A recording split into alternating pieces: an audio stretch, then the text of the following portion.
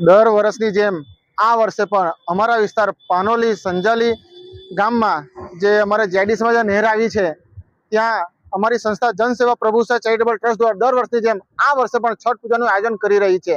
લગભગ 5000 પબ્લિક અહીંયા છઠ પૂજા કરવામાં આવે છે। જે લોકો પોતાના વતન જેમ કે યુપી બિહાર જઈ શકતા નથી અને એમની ફેમિલી સાથે જે લોકો અહીંયા રહે છે તે લોકો અહીંયા આવીને છઠ પૂજા કરે છે। છઠ પૂજામાં ઉગતા સૂર્યની સાથે સાથે ડૂબતા સૂર્યની પણ પૂજા કરવામાં આવે છે। છઠ પૂજામાં 24 કલાકનું નિર્જલ ઉપવાસ રાખવામાં આવે છે।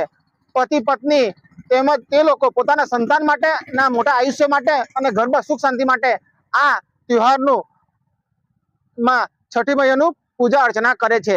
તમે જોઈ શકો છો કે પાછળ જે બનાવ્યું છે છઠ્ઠી મૈયાનો કોઈ પણ આકાર હોતો નથી, તે લોકો માટીનું બનાવે છે અને એમની પૂજા કરવામાં આવે છે। છઠ પૂજામાં ફળનું પણ પૂજા થાય છે। જે અનાજ ખેડૂત જે ખેતી કરે છે એની પૂજા થાય છે।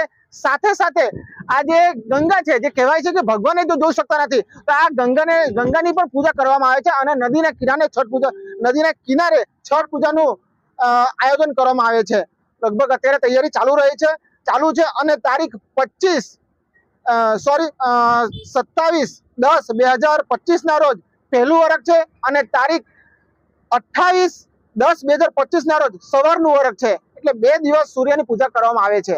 આપ સૌને આપના મીડિયાના માધ્યમથી આસપાસના લોકોને આમંત્રણ આપું છું કે લોકો આવે અને વ્યવસ્થિત રીતે છઠ પૂજાનું આનંદ માણે।